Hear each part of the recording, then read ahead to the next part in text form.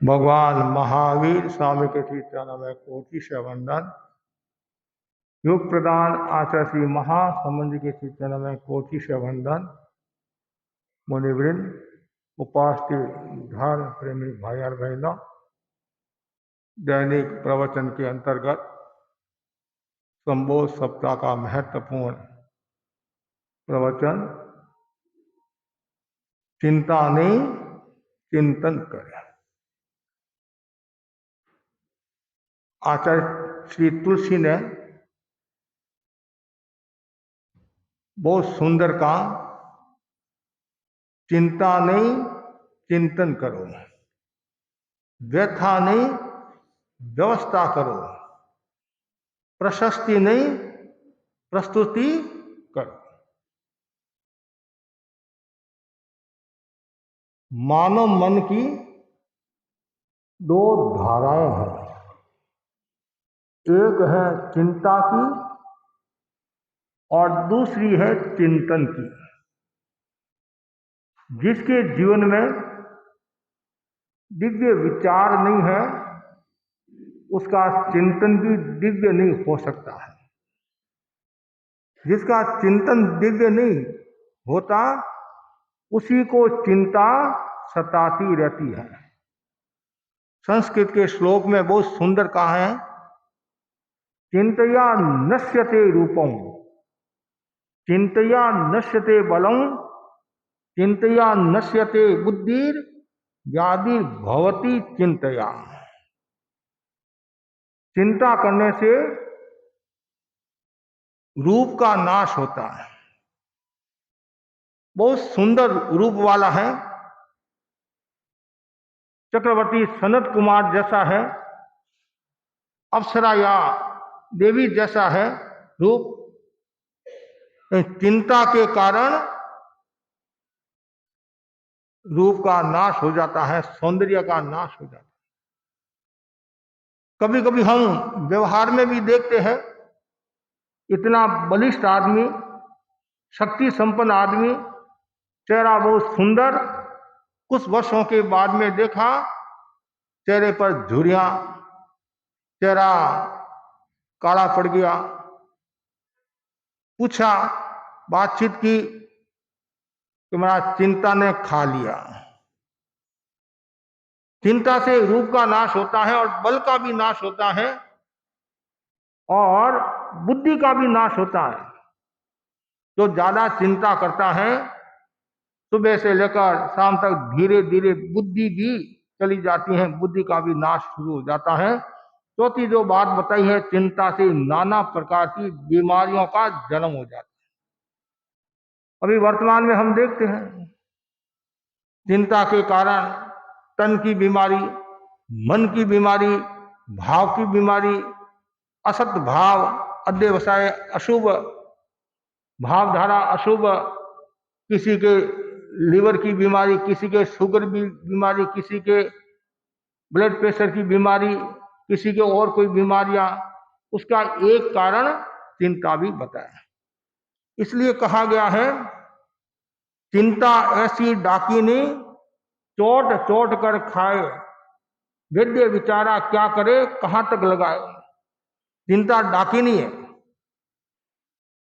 किसी को डाकिनी लग जाती है, भूतनी लग जाती है, चुड़ैल लग जाती है, उसका क्या हाल होता है। तो वैसे ये चिंता डाकिनी है, पूरे शरीर को क्या, परिवार को भी बर्बाद कर लेती है, परिवार को का भी नाश कर देती है। और आगे बताया गया है, चिंता से चतुराई घटे। जो व्यक्ति चिंता करता है तो चतुराई भी घटती है, चातुर्य घटता है, माधुर्य घटता है, गांभीर्य घटता है। घटता ही घटता है, बढ़ता नहीं है। बढ़ता भी है, क्या बढ़ता है? रोग बढ़ता है। रोग बढ़ता हो क्या बढ़ेगा? तो चिंता से चतुराई घटे, घटे रूप और रंग। जैसे पहले आपको बताया नहीं, रूप और रंग भी घटता है। चिंता बड़ी अभागणी करे ताल में भंग। ताल में भंग करने वाली कौन है? ये चिंता है। चिंता के भी नाना प्रकार हैं, एक प्रकार नहीं है। बच्चा मेरे सामने बैठा है, विद्यार्थी, इसके पढ़ाई की चिंता है, बड़े लोग बैठे मेरे सामने, इनके व्यापार की चिंता है, बहनों के रसोई की चिंता है, प्रतिष्ठा की चिंता है, प्रेस्टीज की चिंता है, रोगी के रोग की चिंता है, डॉक्टर के मरीज की चिंता है, वकील वाला भी देखता कोई मुल्ला आए नहीं तो उसके भी टेंशन हो जाता है। चारों ओर टेंशन ही टेंशन है। कभी कभी संतों के भी टेंशन हो जाता है कि आज उपस्थिति कम है, हो जाता है, जरूरत है, लेकिन उस टेंशन में आपके टेंशन में थोड़ा अंतर है, थोड़ा अंतर है। ये तो विनोद की बात है, उसमें ऐसा भी हो सकता है कहीं लोहार की खोट हो, कहीं सोनार की खोट हो, वो भी हो सकता है। कुछ परिस्थितिवश प्राकृतिक विपदा के कारण भी हो सकता है, बरसात के कारण भी हो सकता है, रक्षाबंधन के कारण भी हो सकता है, तपस्या के कारण भी हो सकता है, कई कारण हो सकते हैं। लेकिन चिंता हर किसी को रहती है। साधक है उसको भी चिंता रहती है, जन्म मरण से मुझे मुक्त होना नहीं होता तो बार बार चिंता रहती है। चिंता अच्छी भी होती है, खराब भी होती है। एक चिंता तन को संतप्त कर देती है और एक आत्मचिंता आत्मा को परिपूर्ण कर लेती है। तो चिंता चिंता में अंतर है। चित्ता और चिंता दो है, दो नहीं, चित्ता और चिंता एक बिंदु का अंतर है। इसलिए कहा भी गया है, संस्कृत के श्लोक में भी कहा नहीं, चिंता, हाँ, एक बिंदु। तो चिता निर्जीव को जलाती है, मतलब चिता निर्जीव को जलाती है, और चिंता जीते जी को जला देती है। कितना? तो चिंता के प्रकार और चिंता क्यों होती है, इसके भी अनेक कारण। ये तो व्यवहारिक कारण बताए, भाई पढ़ाई की चिंता रहती है, व्यापार की चिंता रहती है। यहां बताया गया है, पहला कारण बताया है चिंता का कारण गलत चिंतन। कोई व्यक्ति गलत चिंतन करता है तो भी चिंतन विकृत हुआ, चिंता हो जाएगी। कभी कभी आदमी इतना गलत सोचता है जिसके कारण खुद तो दुखी होता ही है, परिवार को भी दुखी बना देता है। बार बार चिंतन करता रहे, गलत चिंतन, नेगेटिव चिंतन, जिनको बोलते हैं नेगेटिव चिंतन। परिवार वाले भी उनको कहते हैं थोड़ी शांति रख, क्यों शरीर को खराब करता है, क्यों हमारे टेंशन पैदा करता है। तो मनुष्य का स्वभाव है वो गलत चिंतन। तो गलत चिंतन करने का मतलब है चिंता। दूसरा कारण बताया गलत निर्णय। कभी कभी भावावेश में आकर, आग्रह में आकर, आवेश में आकर, अज्ञान में आकर ऐसा डिसीजन कर लेते हैं, फिर बाद में चिंता करते हैं, बाद में पश्चाताप करते हैं। चिंता, पश्चाताप तो अच्छा ही है, तो चिंता करते हैं क्या होगा क्या होगा क्या होगा। तो चिंतन, गलत चिंतन भी चिंता का कारण, और गलत निर्णय लेना भी चिंता का कारण है। तीसरा बताया गलत क्रियान्विति। चिंतन मनन क्रियान्विति बोलते नहीं, क्रियान्विति। एक तो निर्णय लिया और फिर उसके ऊपर आप चलने लगे तो भी चिंता हो जाती है। कभी कभी सासू ने कहा बहू ऐसा काम मत कर, नहीं तो मैं ऐसा ही करूंगी। अरे मत कर, मत नहीं, मैंने निर्णय कर लिया है, और फिर क्रियान्विति भी कर लेती हैं तो फिर और समस्या। निर्णय तक तो फिर भी कभी कभी आदमी बच भी जाता है, निर्णय को वापिस चेंज, अब क्रियान्विति कर ली तो फिर तो नुकसान ही नुकसान होता है। तो गलत चिंतन, गलत निर्णय और गलत क्रियान्विति। उसके बाद में विवेक का अभाव। आदमी की विवेक चेतना जागृत नहीं होती है, विवेक जागृत नहीं होता है तो भी चिंता का कारण।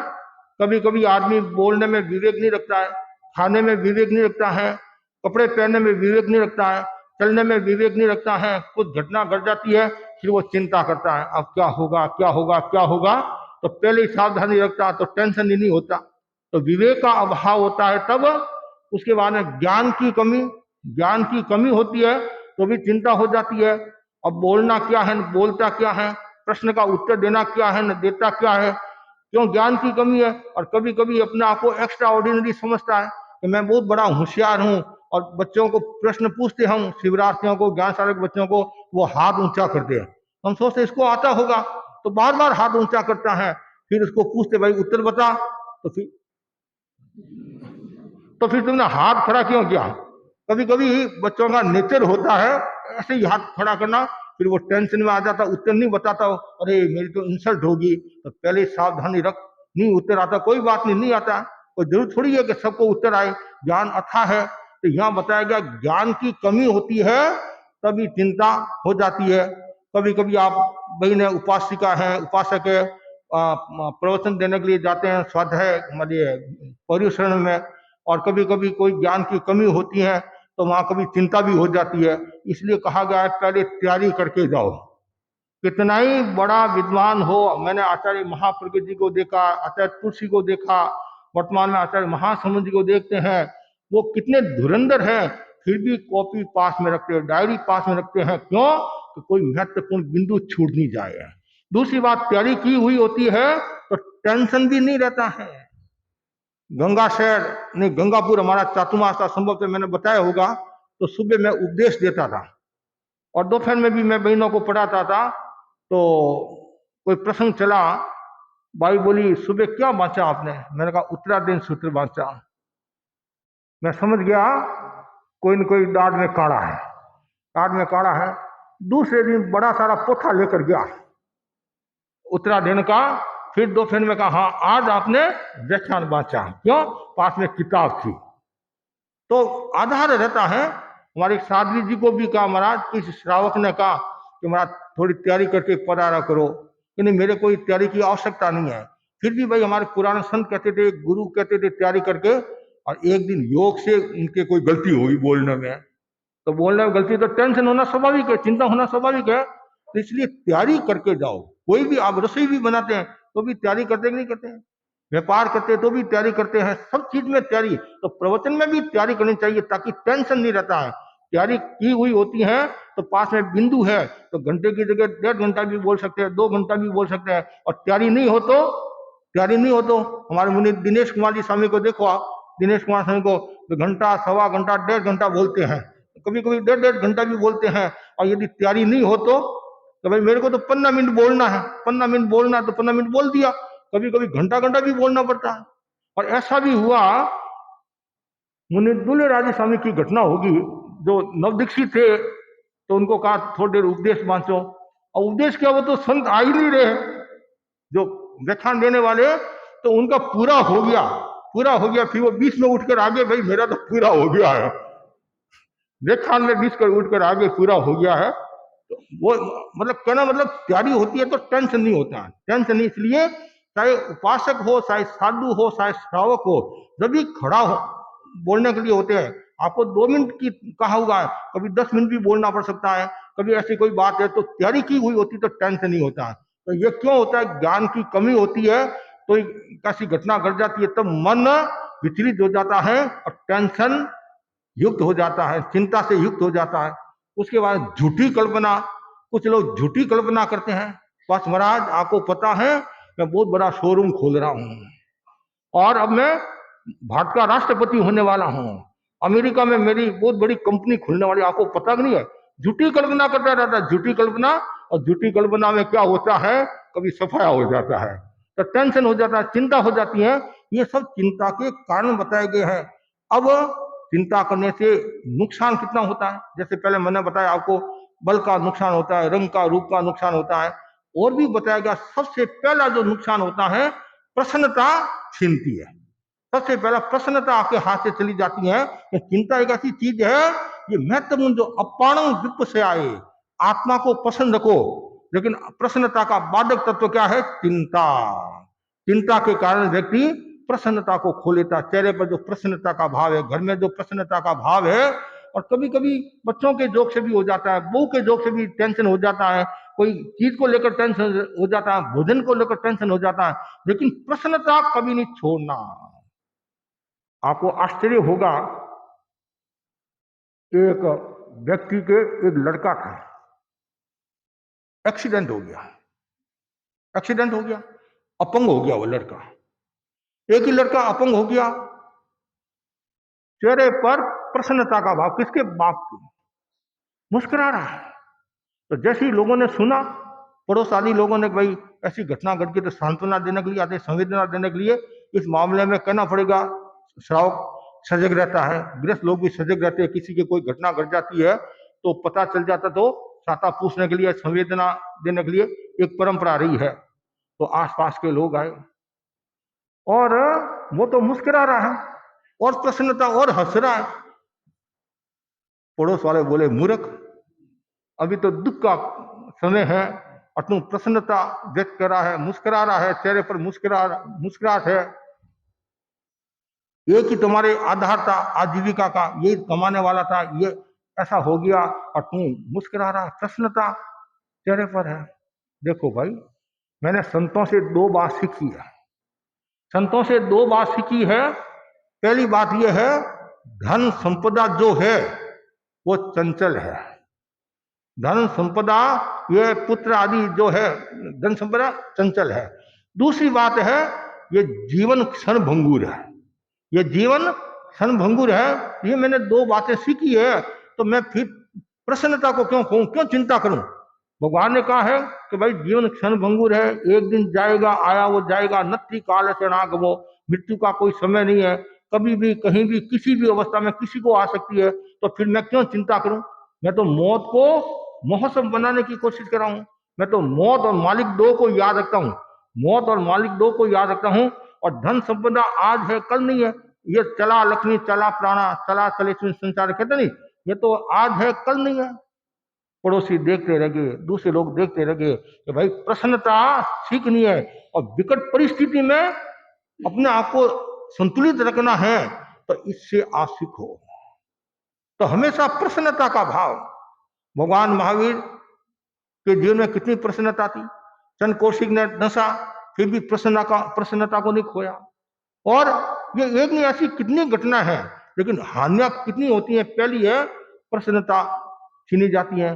दूसरा बताया तनाव, चिंता होगी तो तनाव ही तनाव, शरीर का तनाव, मन का तनाव, भाव का तनाव, शारीरिक तनाव, मानसिक तनाव, भावनात्मक तनाव, तनाव तनाव तनाव से ब्लड प्रेशर हो जाता है, तनाव से शुगर की बीमारी हो जाती है, तनाव से और बीमारियां, और धीरे धीरे शरीर भी कमजोर होता रहता है।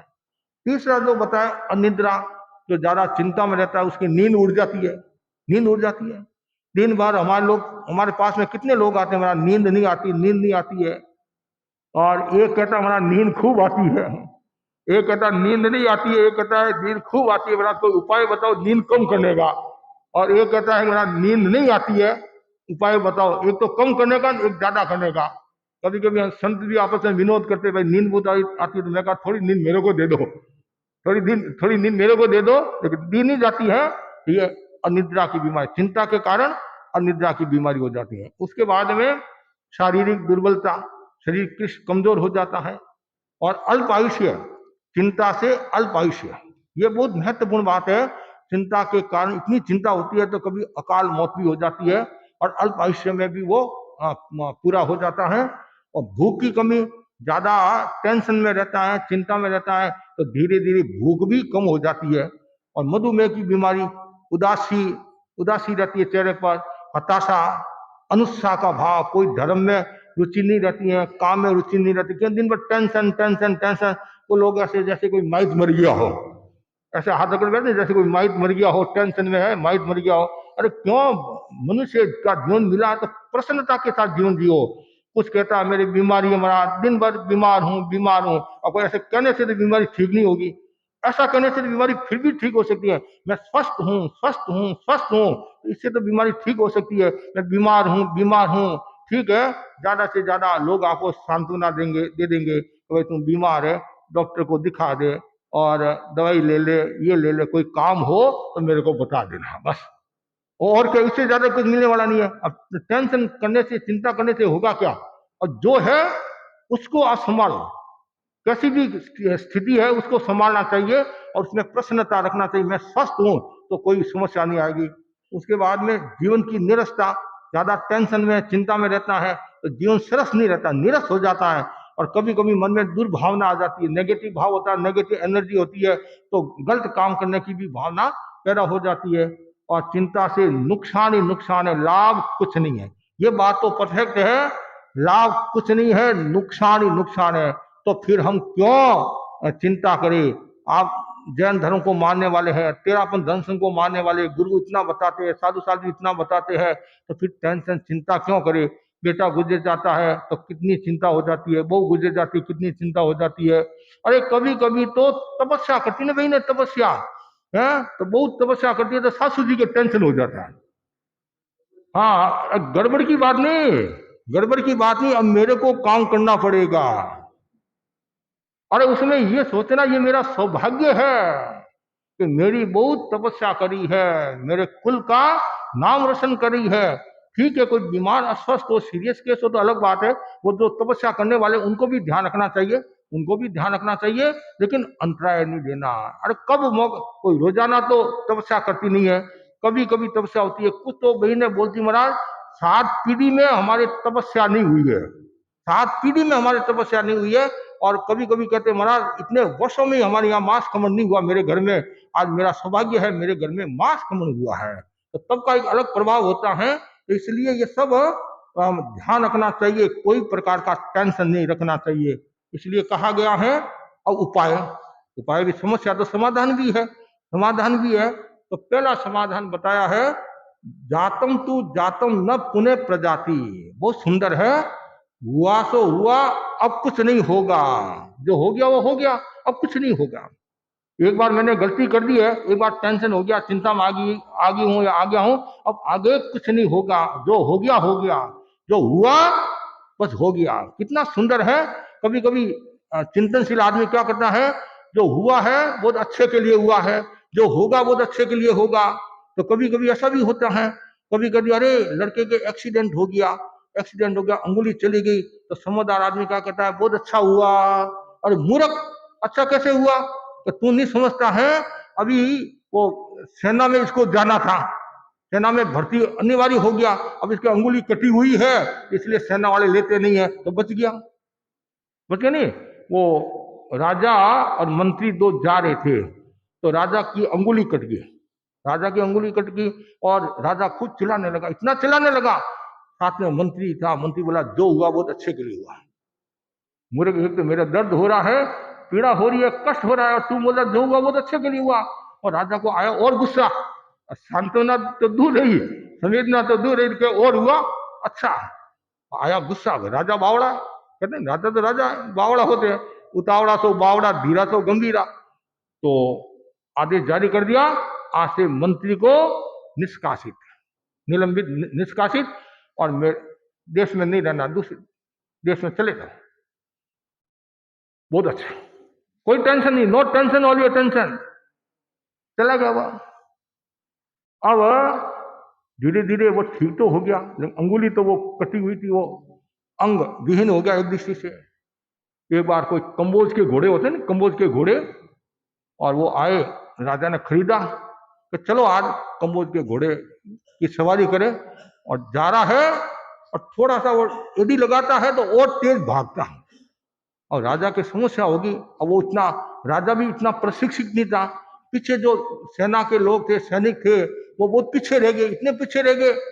और इतने में क्या होता है कि राजा जंगल में चला गया, राजा जंगल में चला गया। राजा जंगल में गया, वहां क्या है, एक देवी की पूजा हो रही थी, भील लोग, और वहां एक पुरुष की आवश्यकता थी बलि के लिए। अब आदमी का नेचर खुद तो मरता नहीं है, दूसरों को मारने में तैयार रहता है। खोज करो भाई, ये कोई 32 लक्षणा, पुराने समय कहते हैं 32 लक्षणा पुरुष चाहिए, पुरुष चाहिए। अब क्या कर, इधर उधर घूम रहे फिर रहे हैं। इतने में क्या होता है, राजा को देखा, और राजा का शरीर भी तगड़ा था, माल पानी खाने वाला था, शरीर भी तगड़ा, और सब तत्काल उसने उसको पकड़ लिया। अब पकड़कर जब वो यज्ञ हो रहा था, आदि जो व्यवस्था हो रही थी वहां, ठीक है साहब, ये तैयार, इसको, ये तैयार नहीं है, हम लेकर आए हैं। अब बेचारा वो राजा रो रहा है, और वहां कोई सांत्वना देने वाला नहीं, कुछ नहीं, क्या होगा क्या होगा क्या होगा, और रो रहा है, चिल्ला रहा है, राजा भी रो रहा है, चिल्ला रहा है, कौन सुनने वाला? नहीं नहीं, बस हम तो ढूंढ रहे थे कोई मिले, ये तो हमारा भाग्य है, सौभाग्य है, शायद जी हमारे को मिल गया। अब बेचारा रो रहा है, और जो मुख्य जो कार्यकर्ता थे, यज्ञ करवाने वाले थे, जो पंडित आदि, जो सब देखा, सब इसको सजाओ, स्नान कराओ, सजाओ, सब तिलक छापा करो, और फिर सामने प्रस्तुत किया तो पूरे शरीर को देखा, शरीर को देखते अंगुली कटी हुई है, अंगुली कटी हुई है। तब पंडित जी बोले भाई ये काम नहीं आएगा, ये काम नहीं आएगा। और ये नहीं कहा, छोड़ा, तब जाकर उसको राहत हुई और वो मंत्री को याद कर रहा है, और मंत्री को याद कर रहा है। अब देखो आखिर कितना ही हो, राजा का मंत्री वो उस्ताद था, समझदार था। अब मंत्री को बोला, भाई मंत्री को बोला, मंत्री को बुलाया तो भी मंत्री प्रसन्न, उसको निष्कासित किया तो भी उसके चेहरे पर कोई खिन्नता का भाव नहीं, बोलाया तो भी कोई प्रसन्नता का भाव नहीं, सहजे सहजे सहजानंद। हाँ, मंत्री आया, मंत्री तुमने बहुत अच्छा किया, तुमने मेरे को बचा दिया, क्या हुआ, ऐसी ऐसी बात हुई, उसमें मेरे को गुस्सा है, मैंने तुम्हारे को निकाल दिया, लेकिन आज पता चला कि हुआ क्या, कि अंगुली कटी हुई थी इसलिए बच गया। तुमने कहा जो हुआ, और मैंने तुम्हारे को निष्कासित किया, तुमने यही बात की, जो हुआ वो तो अच्छे के लिए हुआ, तो तुम्हारे लिए कैसे, तो आज मैं यदि आपके साथ होता, मैं आपके साथ होता तो आज तो बच जाते, मैं ऊपर जाता। तो जो हुआ बहुत अच्छे के लिए, राजा समझ गया, मंत्री तो था ही। तो कहने का मतलब है हर परिस्थिति में अपने आप को संतुलित रखना, जो हुआ बहुत अच्छे के लिए हुआ, और जो होगा अच्छे के लिए होगा। नो टेंशन ओनली अटेंशन, ये सूत्र याद रखो। और आप लोगों को विशेष करना चाहूंगा, जो बड़ी उम्र वाले हैं, छोटी उम्र वाले हैं, टेंशन नहीं, चिंता नहीं, चिंतन करो। एक सूत्र, चिंतन, चिंतन। कहीं गड़बड़ी हो रही है, कहीं गलत डिसीजन ले रहे हैं या कुछ हो रहा है, उसमें चिंतन करना, तो मैं जो डिसीजन ले रहा हूं वो गलत तो नहीं है, नुकसान तो नहीं हो रहा है। कभी भावावेश में आकर नहीं लेना, मैं सासू हूं, जैसा कहूंगी वैसा आपको करना पड़ेगा, और सास तो फिर खास लेती रहती हूँ, और क्या होगा, कभी ये डर नहीं दिखाना मैं सासू हूं, बहू हूं, पढ़ी लिखी हूं। जहां जैसी स्थिति हो उसके अनुरूप कार्य करना चाहिए। दूसरा बताया गया है चिंता नहीं, चिंतन, ये तो हो गया। और एक बता, उसके बाद में बताया है व्यथा नहीं, व्यवस्था करें। हाँ, कभी कभी व्यथा इतनी हो जाती है तो उसके चिंतन होता है, तो ज्ञानी जन कहते हैं व्यथा नहीं, व्यवस्था। और प्रशस्ति नहीं, प्रस्तुति। कभी कभी प्रशंसा में भी इतना भाव हो जाता है, उसके कारण भी चिंता हो जाती है। मतलब कुछ लोग ऐसे होते हैं कि जब तक उनकी प्रशंसा नहीं होती नहीं, तो उनकी रोटी भी नहीं पचती है। हमने एक जगह चातुर्मास किया, और संवत्सरी महापर्व का दिन था, और अध्यक्ष साहब आए मेरे पास में कि महाराज आज हजारों लोग आएंगे, मेरी आप थोड़ी, अच्छा हाँ, थोड़ी प्रशंसा कर लेना, प्रशंसा कर लेना। ठीक है, मैंने सुन लिया, और तो क्या, सुन लिया। गुरुदेव तुलसी को मुनि मोहनलाल जी आम्बेड ने कहा था, मोहनलाल सिंह ने, कि किसी के बारे में उनकी थोड़ी प्रशंसा करनी चाहिए, इतना काम करते हैं। गुरुदेव तुलसी ने बड़ी मार्मिक बात की, जो प्रशंसा का भूखा होता है उसकी मैं कभी प्रशंसा नहीं करता हूं। जो प्रशंसा के भूखे होते हैं वो क्या संघ की सेवा करेंगे, क्या समाज की सेवा करेंगे। पुराने समय में क्या होता था, सब अपने कर्तव्य का निर्वहन करते थे, कभी भी उनके मन में वो भावना नहीं आती। ऐसे छदमस्तर किसी के मन में आ सकती, वो अलग बात है। बीच का जो समय आया, कार्यकर्ता क्या कहते, महाराज हम काम करते तो हमारा नाम भी होना चाहिए। अभी वर्तमान में क्या है, काम कम और तूफान ज्यादा है। काम हमारे से नहीं होता है, बस हमारी प्रशंसा करो और हमारे को कुछ मत कहो, हम जैसा करें वैसा आप करने दो। ऐसा नहीं चलता है। ऐसा यही चलता है तो बाबू बूढ़ी क्यों लाया, तो आप लोग घर चालते हो तो बाबू बूढ़ी क्यों लाया। तो अनुशासन जी का अनुशासन भी करना पड़ता है, प्रेम जी के प्रेम भी देना पड़ता है, तो बहुत जरूरी है। ये नहीं होगा तो फिर संघ की सार संभाल कैसे होगी। तो प्रशंसा की जगह प्रशंसा भी, गुरुदेव तुलसी कितनी प्रशंसा करते थे, आचार्य कितनी प्रशंसा करते, साधु साधना की, जो अच्छा काम करता है। श्रावक समाज के बारे में भी आज जो श्रद्धा की प्रतिमूर्ति है या अलंकरण देते हैं, तो ऐसे थोड़ी देते हैं। उन्होंने संघ की सेवा की, समाज की सेवा की, तब जाकर उनको ये कार्य मतलब ये सफलता मिली है, ये प्रोत्साहन दिया गया। तो कभी भी प्रशंसा का भाव नहीं रखना। साधु जीवन के लिए कहा गया है, साधु जीवन को यदि खाली करना है, सामान्य को खाली करना है, तो वो स्व प्रशंसा में डूबे। कभी भी, कितना सुंदर कहा है, प्रशंसा जहर है, कीटाणु है। खुद की प्रशंसा कभी नहीं करना, दूसरों की प्रशंसा करो। इससे प्रमोद भावना विकसित होगी, ऋण शासन की प्रभावना होगी, और संघ तेजस्वी यशस्वी होगा। और आगे बताया गया है, अब विधायक सोचे, अच्छा सोचना बहुत सुंदर है। चिंता से मुक्त होने का महत्वपूर्ण उपाय विधायक होते। एक बार बच्चा सड़क को पार करा था और कार आई और एक्सीडेंट हो गया, बच्चा मृत्यु को प्राप्त हो गया। ड्राइवर को हिरासत में लिया, केस चला। पुलिस वाले ने बच्चे के बाप को बुलाया, ऐसी ऐसी बात, क्या करना ये, मतलब देखो विधायक चिंतन, देखो बच्चा का बाप क्या सोचता है, मेरा बच्चा तो गया, अब इसको यदि फांसी की सजा होगी, छुरी की सजा होगी, उम्र कैद होगी, इसके बच्चे बेचारे सब अनाथ हो जाएंगे, छोटे छोटे बच्चे हैं। और मैं तो दुखी हुआ, ये और दुखी होगा, लेकिन मुझे दुखी नहीं होना, क्षमता के साथ सहन करना है। और पुलिस वालों ने कहा, बोलिए आपका क्या है, जज के सामने प्रस्तुत किया। देखो सोचने की बात है, विधायक चिंतन। और तत्काल बोला, जज साहब ड्राइवर की कोई गलती नहीं है, ड्राइवर की कोई गलती नहीं है, मेरा बच्चा सड़क पार करा था, मेरे बच्चे की गलती है, ड्राइवर की कोई गलती नहीं है, केस खारिज हो गया, बच गया। ये विधायक चिंतन। और उस समय कभी कभी ऐसा होता है, बच्चे की गलती है, फिर भी माँ बाप क्या कहते, नहीं ड्राइवर की गलती है, अमुक की गलती है, अमुक की, ऐसा भी सुनते हैं, अखबार में पढ़ते हैं। तो ये विधायक चिंतन जो रखता है तो चिंता से मुक्त होता है, प्रसन्नता का विकास होता है। आगे बताया गया है, चिंता से मुक्त होने के लिए मेडिटेशन, कायोत्सर्ग, अनुप्रेक्षा, ध्यान साधना, दीर्घ श्वास का प्रयोग, ये बहुत महत्वपूर्ण उपयोगी होते हैं। जो निरंतर जप करता रहता है, ज्यादा चिंता होती है, टेंशन में ज्यादा, ओम रिंग नमो सिद्धारं का जाप, इतना भी याद नहीं रहे, सिद्धा सिद्धा सिद्धा सिद्धा बोलते जाओ और धीरे धीरे आप चिंता से मुक्त हो जाओगे। तो ध्यान, स्वाध्याय, सत्संगत, कभी कभी ज्यादा टेंशन में है आदमी तो संतों के यहाँ आ जाता है, और भाई आज जल्दी कैसे आया महाराज, आज थोड़ा टेंशन में हूँ, आपकी सन्निधि में बैठूंगा, गुरु की सन्निधि में बैठूंगा, उनके आबा मंडल में बैठूंगा तो मैं टेंशन से मुक्त हो जाऊंगा। मतलब ये सब उपाय है। और फिर आगे बता, संकल्प बल सबसे महत्वपूर्ण बात है, जिसका मनोबल मजबूत होता है वो चिंता से मुक्त हो सकता है। महापुरुषों को याद करो, भगवान महावीर को याद करो, मेतारे मुनि को याद करो, महापुरुषों को याद करो, आचार्यों को याद करो। अरे उनके जीवन में कितने कष्ट आए, फिर भी उन्होंने कितनी क्षमता रखी और कोई प्रकार का टेंशन नहीं किया, चिंता नहीं किया। मेरे थोड़ी सी घटना घटी और मैं इतना चिंता में आ गया। उन महापुरुषों को याद करो, उनकी जीवनी पढ़ो, चरित्र पढ़ो, प्रवचन सुनो, इससे भी चिंता कम होगी, चिंता घटेगी और मनोबल मजबूत होगा। आगे बताया गया है, अब चिंता को कैसे घटाए।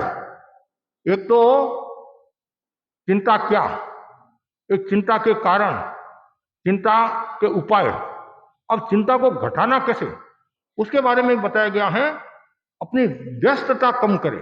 कुछ लोग बहुत बिजी रहते हैं, इतने बिजी रहते हैं, न तो वो परिवार को समय दे सकते हैं, न बच्चे को समय दे सकते हैं, और न पूरा व्यापार में भी ध्यान, क्यों इतने बिजी होते हैं, इसमें हाथ डालते। इसमें पुराने समय में क्या होता था, 5 भाई होते थे और एक दुकान होती थी, और आज उल्टा है, एक दृष्टि से एक भाई है और 5 दुकान है, चारों ओर हाथ मारता है, कभी वो कपड़ा बाजार में, तो कभी इलेक्ट्रिक में, कभी मोबाइल में, कभी ये रियल एस्टेट में हाथ मारता रहता है। तो इतना वो व्यस्त, इतना व्यस्त है, और व्यस्त के कारण चिंता बढ़ेगी। इसलिए कहा गया व्यस्तता को कम करो, अपनी व्यस्तता कम करे। दूसरा बताया, जीवन का बिखराव मिटाए, तो जीवन का बिखराव हो रहा है उसको मिटाए, इससे भी आपकी चिंता कम हो जाएगी। विघटन जो हो रहा है, परिवार में विघटन हो रहा है, उसको। तीसरा बताया, गहरी नींद लेना सीखे। आचार्य महाप्रज्ञ जी फरमाते थे, बहुत सुंदर, सबके लिए उपयोगी है। यदि आपको रात को 10 बजे सोना है तो आधा घंटा पहले काम से निवृत्त हो जाओ, निशेषम, बस अब कुछ नहीं, और आधा घंटा चिंतन, फिर सो, आराम की नींद। नहीं तो होता क्या है, 10 बजे आपको सोना है तो 10 में 1 मिनट कम है, तब तक काम करते रहते हैं और सोचते रहते हैं, ये करना, वो करना, कल जाना, उसको ये पेमेंट देना है। तो कभी कभी रात को नींद में भी वो बातें आती रहती हैं और नींद भी नहीं आती है। तो ये इस निशेषम, बस गहरी नींद लेना सीखे।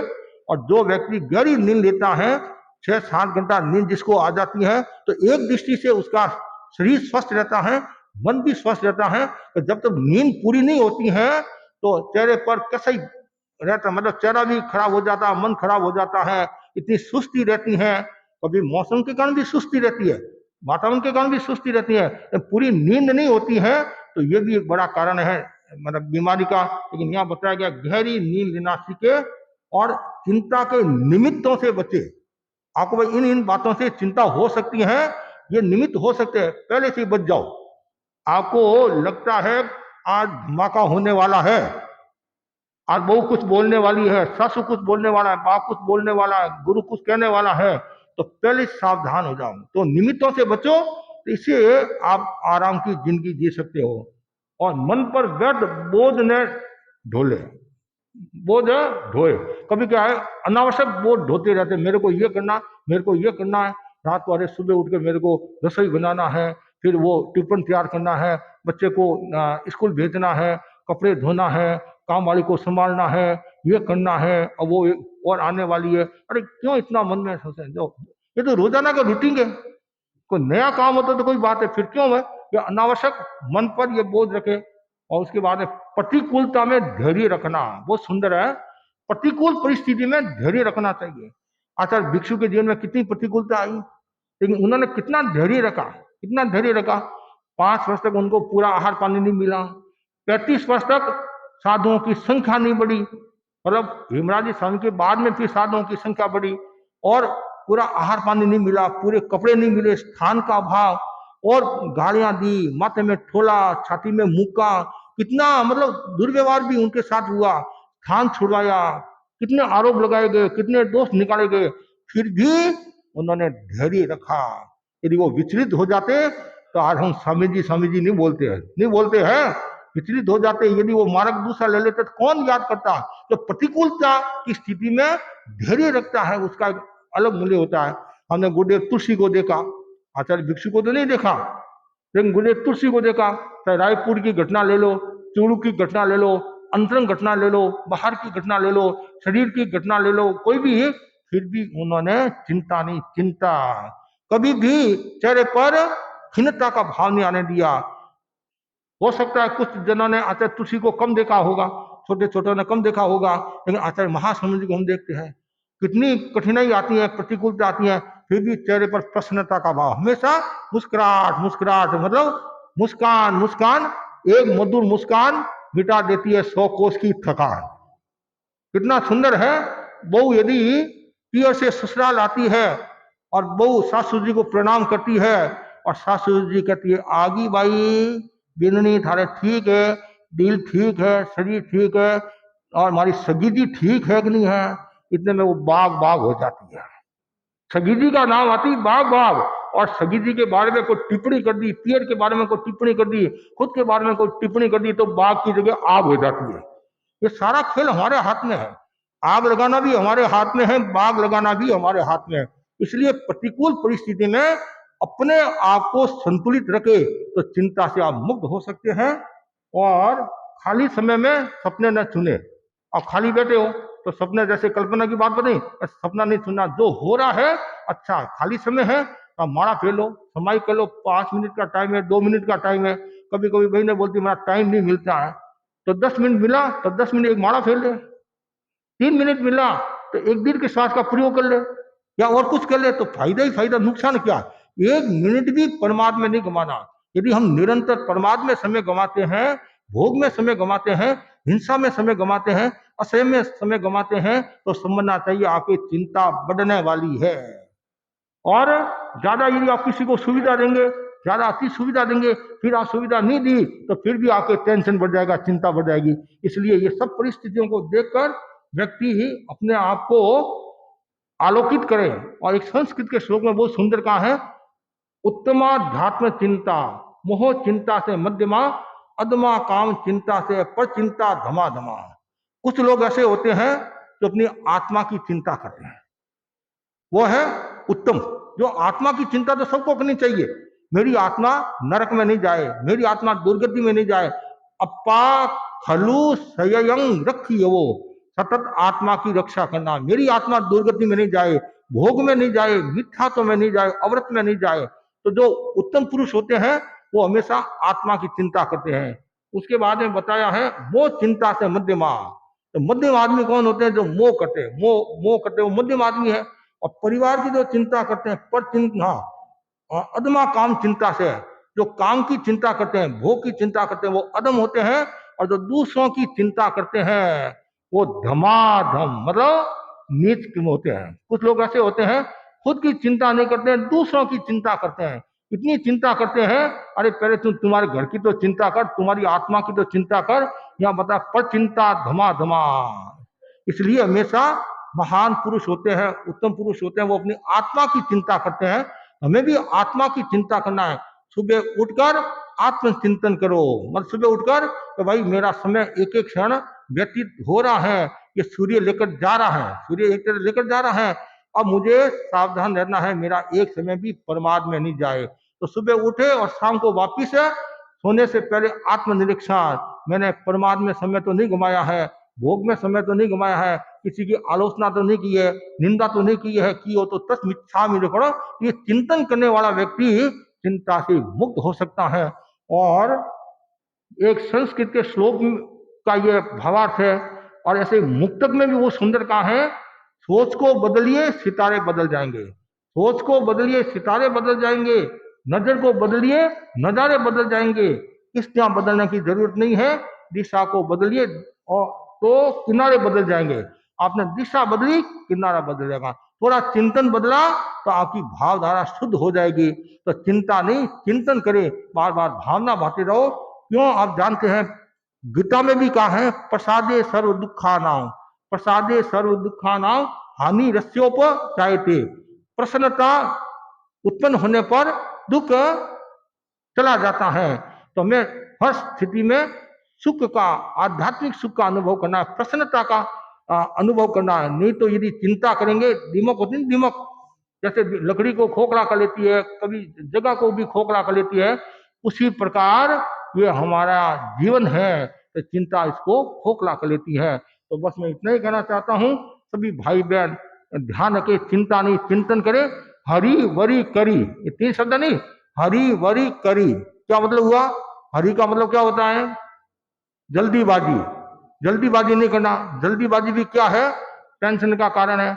वरी, वरी मैंने चिंता भी नहीं करना। और उसके बाद में करी, मिर्च मसाला का ज्यादा प्रयोग करेंगे तो कभी अरे मेरा शरीर खराब हो गया, ये मतलब क्या है, एसिडिटी होगी, ये हो गया, टेंशन हो जाएगा। तो इस कुल मिलाकर यदि आपको स्वस्थ रहना है, अच्छा रहना है, आत्मा को भावित करना है, आत्मा को पसंद रखना है, तो चिंता नहीं चिंतन करे। इसी आशा के साथ ओम आ रहा। आज 6 तारीख है।